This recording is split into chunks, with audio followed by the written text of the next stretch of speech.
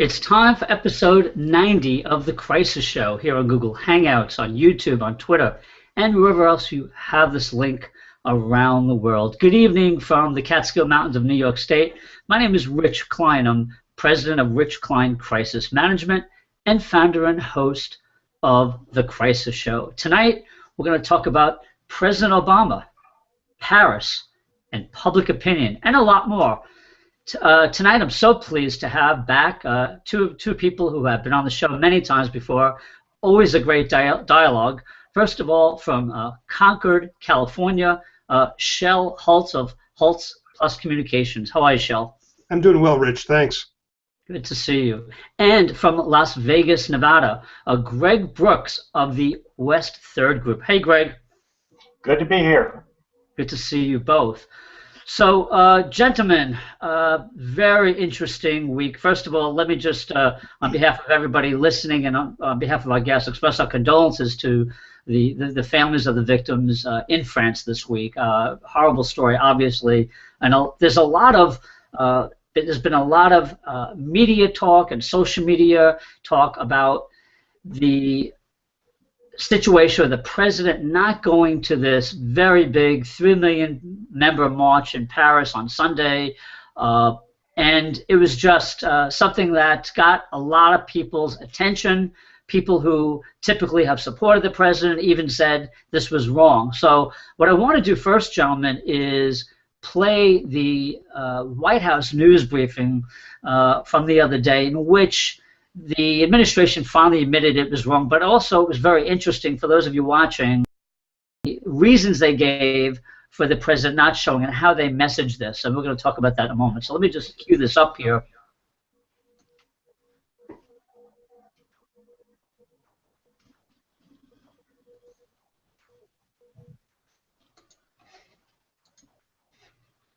I'm trying to grab this. Come on, Google. Let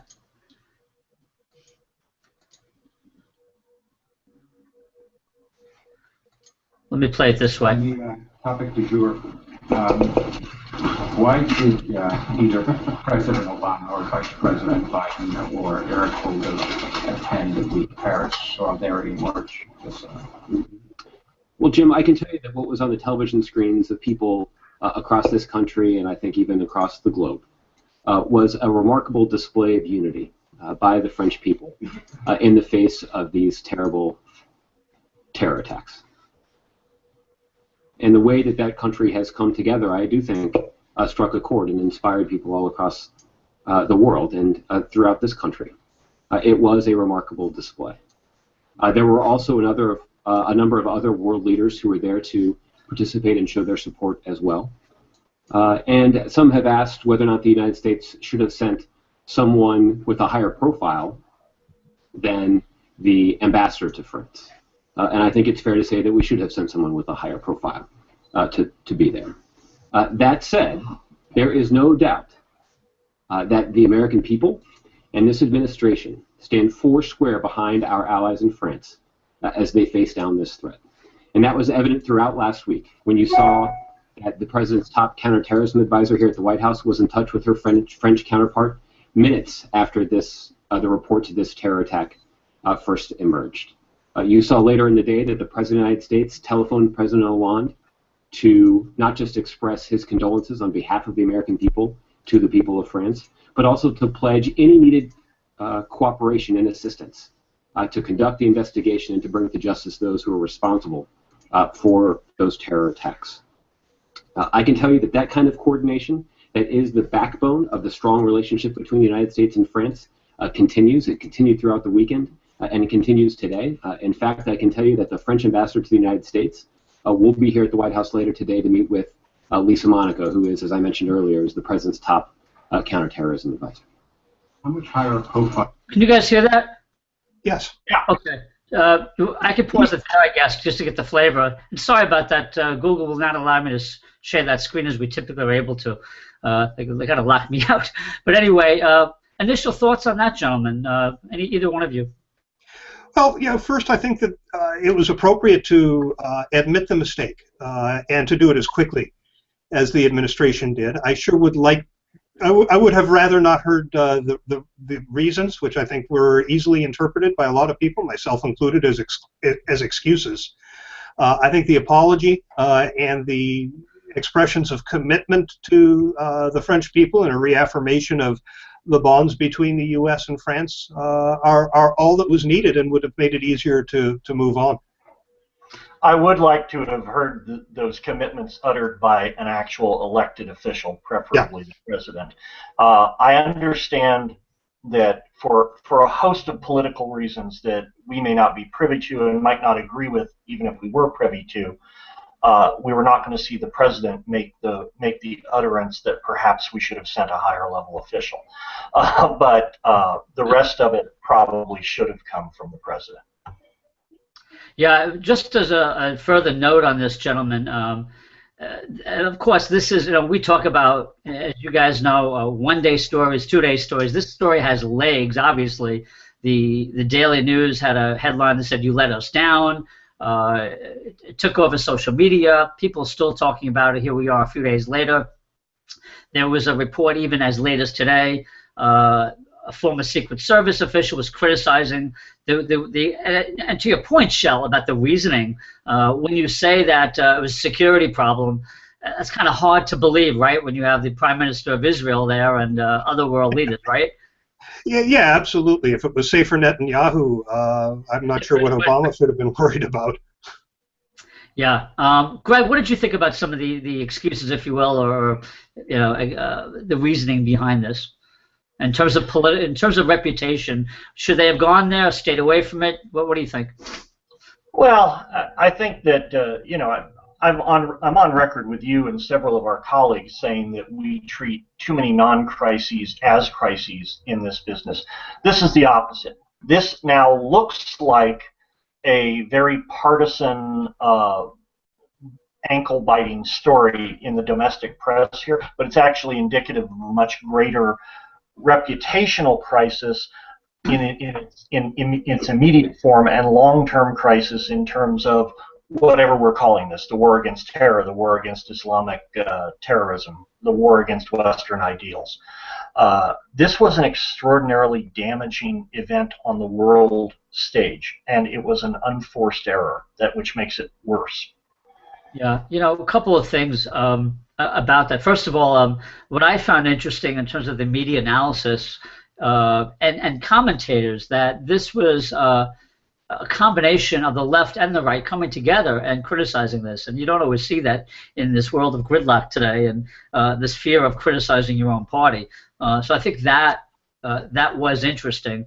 I think also that when we're talking about reputation, and for the purposes of this show, for those of you who may be new to it, we try to use these examples to educate government officials out there at any level, and business leaders, and nonprofit leaders, and people in higher education, people that like Greg, Shel, and I advise regularly, so they can learn from these mistakes. We're not here to necessarily beat up at anybody, but it's really to educate. And here, it was surprising that the president and his advisors didn't see this coming, that they thought, oh, we don't have to go. And I think, as the three of us talked about in our warm-up, that to the three of us and people in this business, there's no way you would have advised the president not to go there.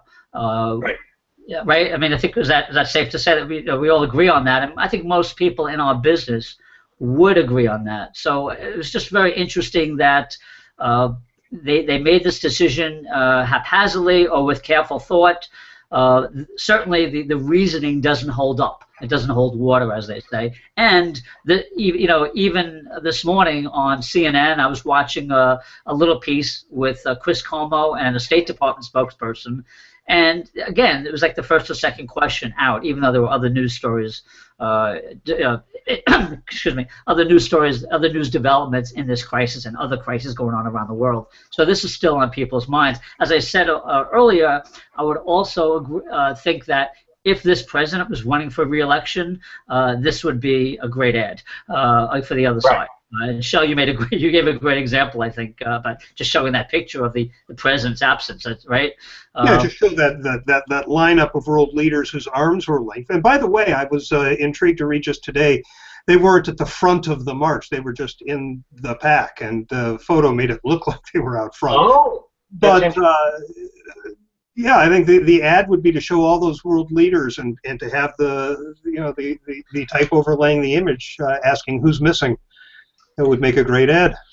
Yeah, You and know, Shel, if I may ask Shel a question directly, because I know, Shel, you've done a lot more organizational culture change type of engagements.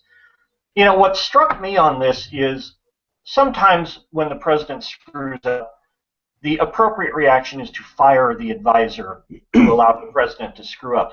How many circles and layers of people would we have to fire to uncover this? Because we don't know if everybody said go and the president said no, or if the culture is such that everybody was interested in saying no, the president doesn't need to do this. I don't know how you address something like that if it's that many layers deep. Well, you used the right word when you talked about culture, because there was clearly a culture in play that allowed this decision to get made, to not look at the implications and the consequences of not going, or not to dig into it and find out how big a deal this was going to end up being, if maybe they just shrugged it off and said, it's a unity rally, they happen all the time. But, you know, I just can't imagine that the president himself was involved in the decision-making process. He just got the word from the advisors that surround him saying, we don't think you should go to this. Let's move on to the next thing on the agenda. You'd like to believe that, right? Because it is both the Occam's razor answer and it's the more comfortable answer. The very uncomfortable answer is that the president himself made a judgment call that he wasn't going to go to this, and I cannot understand the reasoning behind something like that. yeah, I've never worked in government, but you know, in business, a CEO is rarely going to make that kind of call. It's going to be the handlers, and you know, the CEO always places his confidence and his trust and faith in the handlers that he brings on board to make the right call, because he knows they have the knowledge and the background to make that kind of decision. I don't know, maybe the president did make that call, but it's just not consistent with the way business gets done. Yeah, I would agree with your point about business, Shel, but I do agree with Greg on this one. I really believe, and really because of his past behaviors of showing up and coming out to the podium and making statements on things of much lesser importance, if you will, domestic and foreign. So I think he's, you know, I think he's very attuned to the optics, as he calls them, even though he says he's not. I think he's a lot more attuned, and I think he, I do believe, based on just my sense of it, my gut, that he did make this decision, whether he was advised to go or not. I think he, you know, the buck did stop here with his decision. Oh, yeah, the buck has to stop there. He could have said, I disagree, I'm going to go, or I disagree, I'm not. I mean, you know, a lot of people, including the French president, have made the point that the first thing he did when he got off the plane the day of the attacks was to go to the French embassy and leave a rather detailed and eloquent statement. That he was on the phone with the president. So, you know, I think I can see how the argument could be made in the White House that we've taken the right steps to demonstrate our solidarity and our commitment. Wrong decision, but I can see how some people would look at that and say, yeah, well, we've done our bit. Yeah, I mean, we talked earlier, you made the great point, Shel, and it's one that I've talked about, and Greg, I'm sure you do too with your clients, this whole idea of perception equals reality, right? And this is really, that's why I want to do the show on this, because this is really, I can't think of a better example in recent years where the perceptions do matter. And I think I tweeted this earlier this week, that it sends the wrong message to both our friends and our enemies by not showing up. That was my personal opinion. But again, it's about the perception of not showing up. But it also, I think, reinforces a perception of arrogance that has dogged the administration since it came into office. And you know, that can't help. Yeah. If you look at the lineup of everybody who is walking arm in arm, none of those countries can project power the way the United States can project power. Whether that's right or wrong, we can leave foreign policy experts to talk about. But we are the people who can put a missile into a tent many, many, many thousands of miles away over and over and over again. And it does telegraph a dangerous message for us not to be there. Yeah, it's an excellent point, Greg, and I would just add to that, that the United States, we always complain as a country, as citizens, as government, that we're always doing this alone, right? We're always having to do these war against, whatever you want to call it, war against terror, Afghanistan, Iraq, and that the Europeans and others have not helped us enough. So by not showing up, you're exactly right. You make a very good point about U.S. military ship, but also, France is our oldest ally in the world.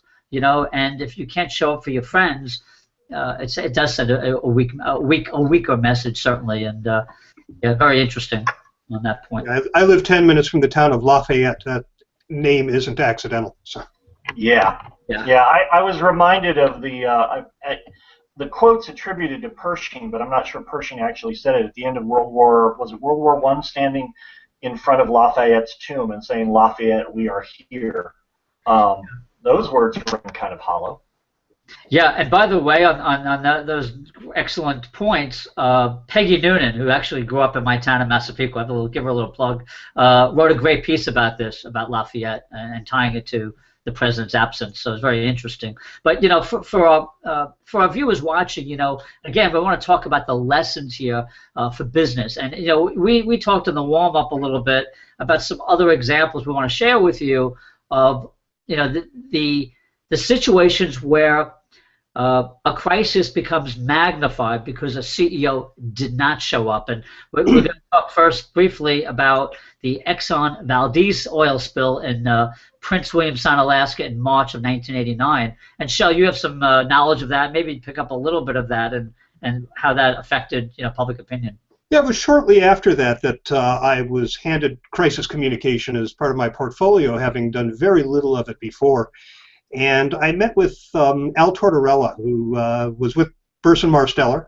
He was known as the crisis doctor. I just engaged him to help me not just develop a plan for the organization I worked for, but also to just sort of educate me about crisis communication in the early stages of my career being involved with it. And we were talking about the Valdez, and he said the perception that was created because the CEO of Exxon at the time, I can't remember his name, but he didn't go to the Prince William Sound. And yeah, it was Lawrence Rawl, by the way, just for anybody who wants to.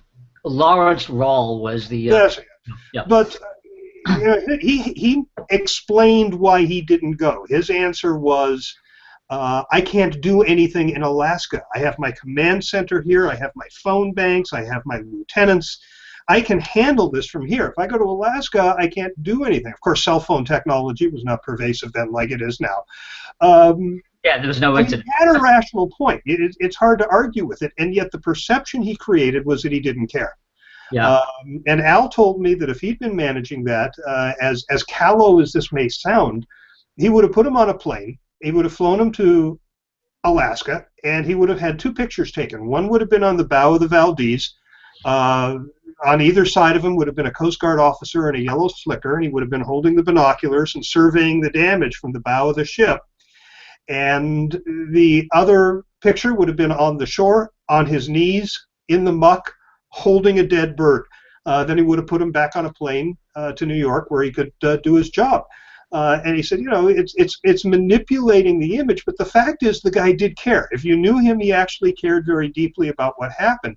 By not being there, by not showing himself on the scene, he created the perception that he didn't care. And therefore, by manipulating the image, he would have been demonstrating the real circumstances of his emotional state, his connection to what had happened. The public would have been more supportive of his efforts, and Exxon would have been able to move beyond that crisis just that much quicker. Yeah, and yeah, Greg. No, I was just going to say, Shel's making a great point here, because what we're talking about is not rocket science crisis communication. We're talking about 101 level stuff. And more to the point, we're talking about something the administration does easily a dozen times a week. You have senior elected or unelected officials on behalf of the administration going places and doing photo ops or making speeches that have no other point than to express solidarity with something, or let the public at large know that it's on the administration's radar. And so the conversation we're having is why Obama didn't go there, but the cascade's much deeper. I mean, there are a lot of layers between the President of the United States and a major fundraiser who got the ambassadorship to France, and any one of those levels could have been tasked to go. Yeah, and it's also interesting, as you know, Greg, because you've worked a lot in government and politics. In this case, I'm just kind of thinking about this. You miss an opportunity to show up for something like this. Your other messaging. I think that day he was trying to talk about how great the economy was because unemployment numbers were down. He went out to Tennessee. You don't get to control the news cycle, and that was obviously that story got thrown to the bottom. The other thing that I think, and thinking about this since we're talking about the Exxon Valdez, the president, even though it was a bad decision not to show up, he could have done a videotape YouTube statement and put it out to the world the same day and showed some more compassion, showed some more engagement, if you will. That would have helped him a little bit, I think. What do you guys think? If he had, just been kind of engaged that day or the day after. Well, anything more than what he did, which was nothing, right, in terms of the actual unity march, would have been better. Sending Joe Biden, sending his wife, either of those would have been better. But I think one of the things this speaks to, and it goes back to the Exxon Valdez example, and that's this notion of image power, sort of an academic concept in public relations. But it's that people they form impressions of an organization, its character, its values, and its reputation based on what they see as much as anything else. And that if you don't manipulate the images that people see in order to create an accurate overview of the organization or the institution, then the random images that they see create a false impression. So, the vacuum. Yeah. Regardless of how committed we as a nation and the administration may be to its relationship with France, and how they may have reacted on an emotional, sort of visceral level to the events in Paris, it is the absence of the administration in that photo, in that image, that creates a perception that may not accurately reflect the views and values of the administration, and that's very damaging. It's all about images. Yeah, there's something I didn't mention earlier that also was very interesting that adds to some of the damage here, and that is the day of the march. Again, I think I was watching one of the cable news outlets, and they were interviewing Eric Holder, who was in Paris. So I figured, right. I just assumed, he'll be at the march there. That's great. I literally remember sitting there watching him. I was early in the day, and they were interviewing him, and then he was. So that made it so much worse, I believe, the fact that you had someone on the ground, obviously a high-level official, right there, and then and not showing up. That really just added to it, and it certainly gives the enemies of the Obama administration a lot of ammunition, right, Greg? Well, yes. At some point you have to wonder if there isn't a plucky 18-year-old intern just like rushing into Holder's camera shot saying, "Why aren't we at the march?" Right? Because everybody else has abandoned the decision-making process. Right. I think this is a cynical thought, but I think it's worth at least considering. Machines are built for special purposes. The administration of a president is no different, and this administration has been effective at retail politics, keeping the political opposition at bay domestically as best they can, advancing the ball through some aggressive tactics like executive orders.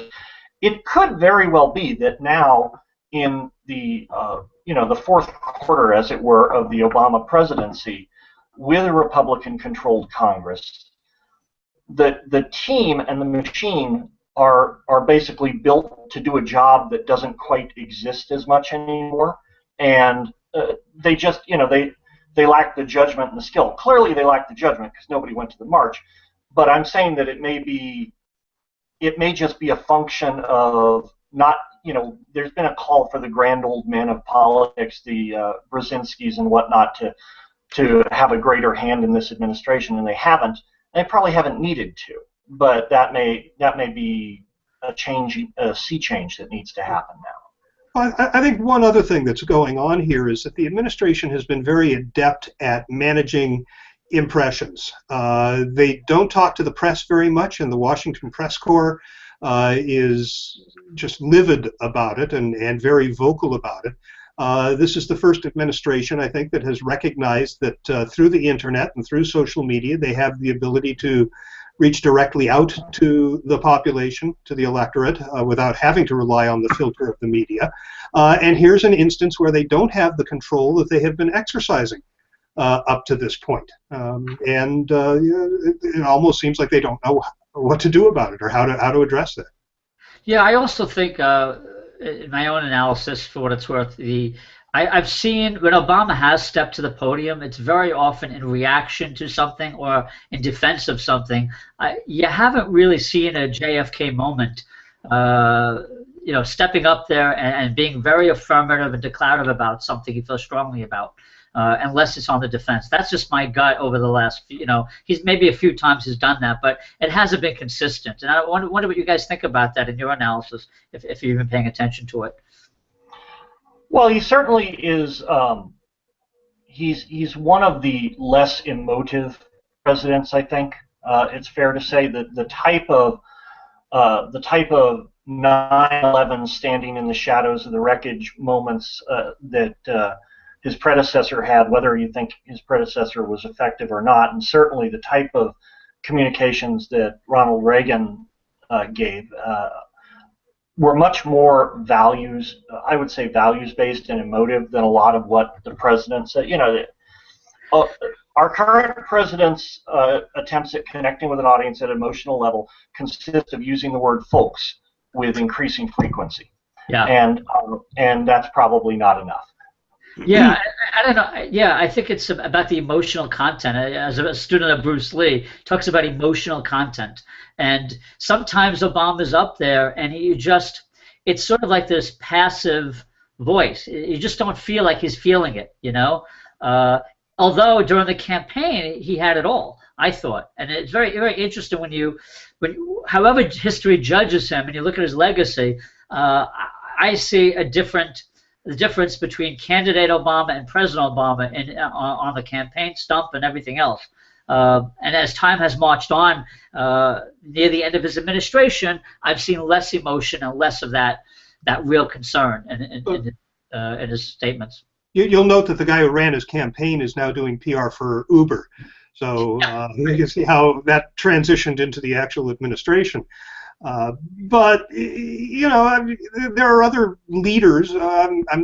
I remember seeing a video of what was his name? Bob Eckert, I think his name was. He was the CEO at Mattel, and they had a crisis with lead in paint that was applied to toys that were manufactured in China.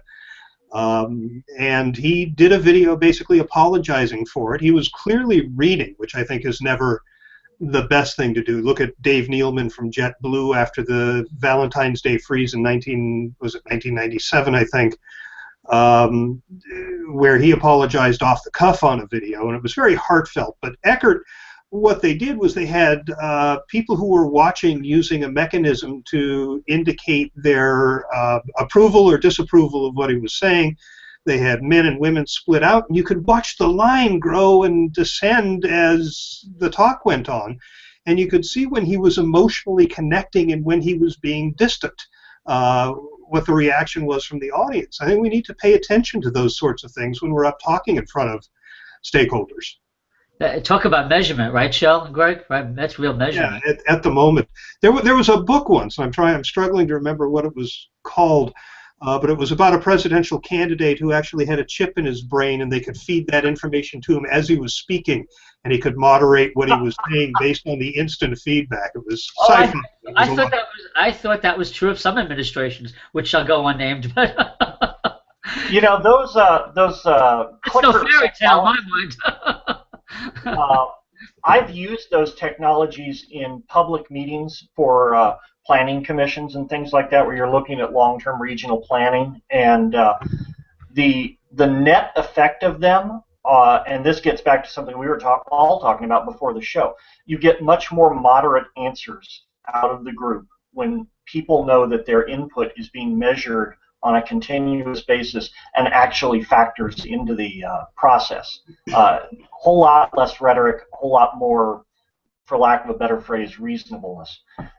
Would that be true? That's an interesting point you bring up, because the people watching us around the world very often are local government officials. And my question to you, gentlemen, along those lines is just the idea of a video camera recording your board meeting, let's say. Does that change behaviors? I have not studied this. I wonder if either of you have any experience with that. Is there any data to support that?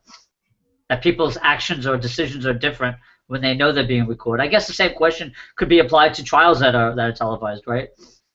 I'm not aware of any data, but I have to believe that knowing they're on camera is going to affect behavior. That's why they're talking about the cameras on law enforcement officers these days. Right.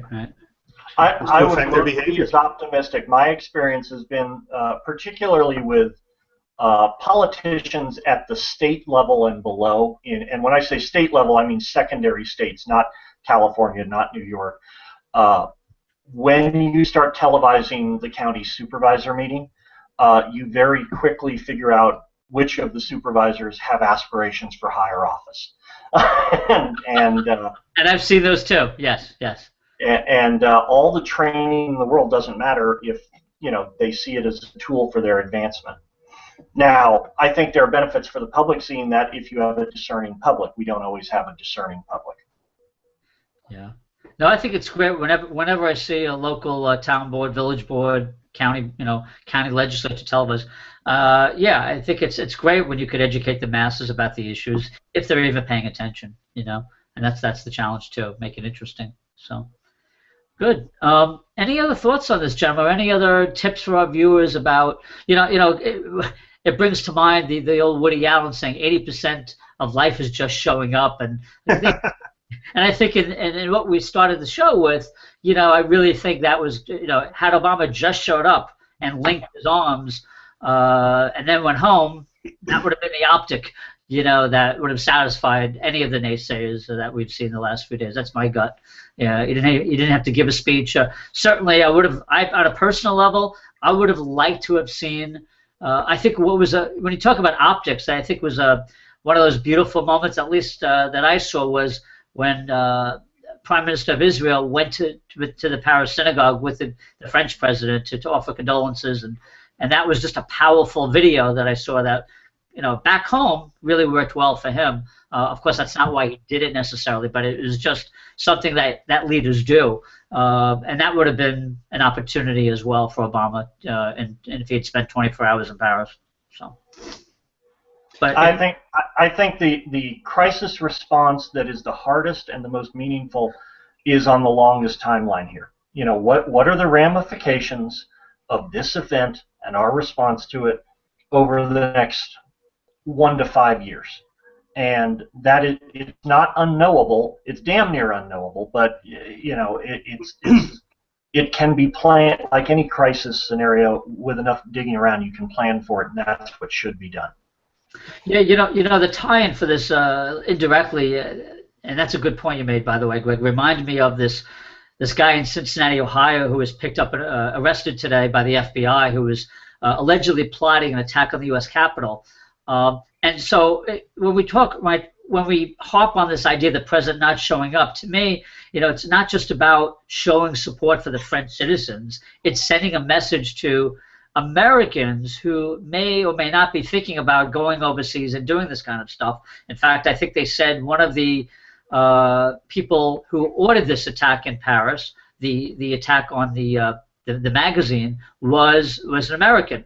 Even though he was killed in I think an anti-terrorism attack 3 years ago, he was the mastermind. Apparently, that's what's being reported tonight. So again, we won't know what we don't know, but again, it's the influence of public opinion to a lot of audiences. I think that this affects.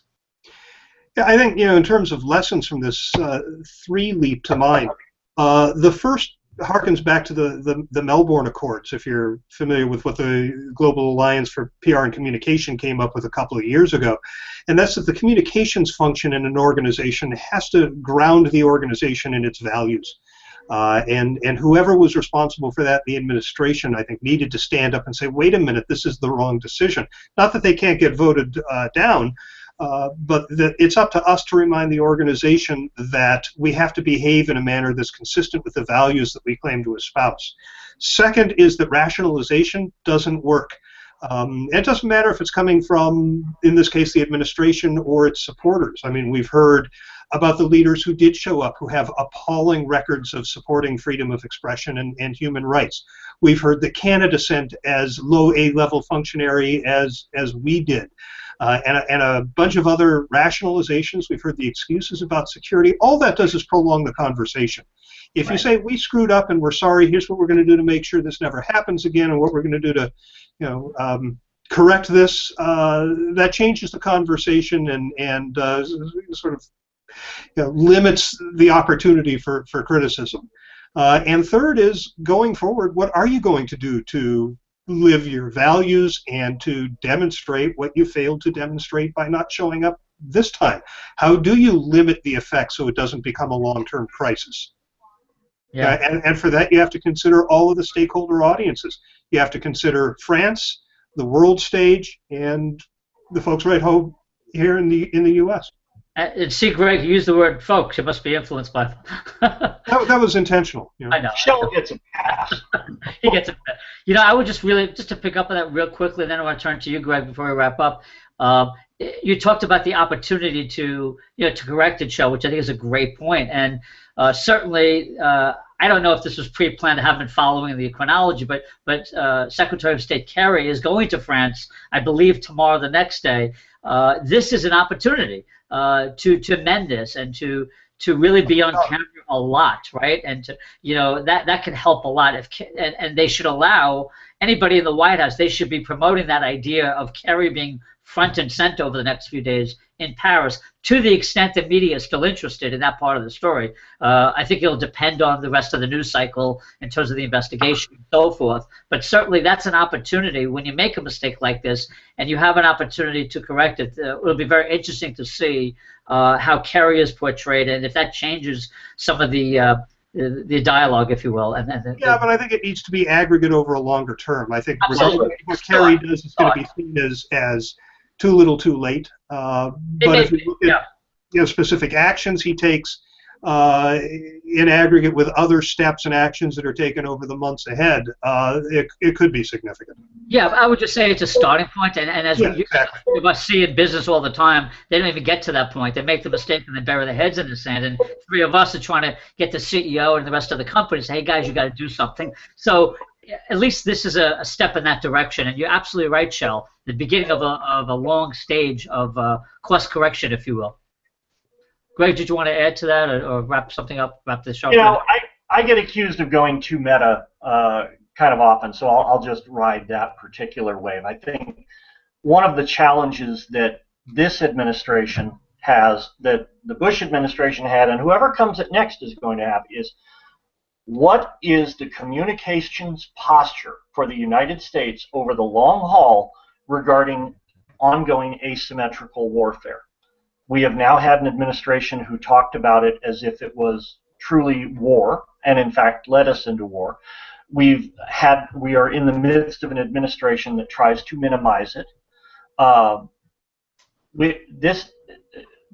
of the big dangers I see here are these events being treated in isolation. We've just spent better part of an hour talking about this event. This event is one gear tooth on a very large gear that's going to keep turning around and around. And we need to figure out certainly how we're going to prosecute the challenge militarily, but some smart thinkers within the administration need to be thinking about how to prosecute it from a communication standpoint as well. Yeah, and that's a great point. And the question becomes, it kind of goes back to what we said, this idea of, lame duck syndrome, if you will. Do they have the energy, the motivation, the strength, the values, if you will, to really spend the last part of the administration doing that? I don't know at this point if they do. I think for me, not showing up was just sort of an admission of that in a subconscious way. I think what's really going to be interesting, I think it'll make for a and I think Greg will definitely do another show with you when as this presidential race starts to get closer. I think it's going to make the. I'm not running even if drafted. What's that? I'm not running even if drafted, so you may not. And you won't serve if elected. That's right. I think this current laundry list of Republicans putting the hat in the ring. I think again we're going to be returning to. It's very interesting. We're going to be returning to foreign policy as a major issue because of things like this. I mean, it's not the whole story, but I think it's an example of, like you said, a long-term thing. And whoever runs on either side should capitalize on this going forward. People are going to start paying attention to foreign policy again. I think Obama wanted to make his administration about domestic issues again. I think we're going back the other way with the next election. I think it's the world we live in. So, further thoughts, closing arguments, dissent? I think we're good. All right. Yeah. Thanks for having me. No, thank you, John. It was a great discussion. For those of you watching, please visit thecrisisshow.com if you want to tweet about any of the brilliant insights by my guests, Shel Hotz and Greg Brooks. Please use hashtag #TheCrisisShow. You could find both Shel and Greg online on Twitter, and check out their websites. We'll put that with our show notes tomorrow. Again, thank you for watching wherever you are in the world. We appreciate it. Greg in Vegas and Shel in California, thank you so much as usual, and have a great night, guys. Thanks again. Thanks, Rich. Bye-bye. Good night. Bye.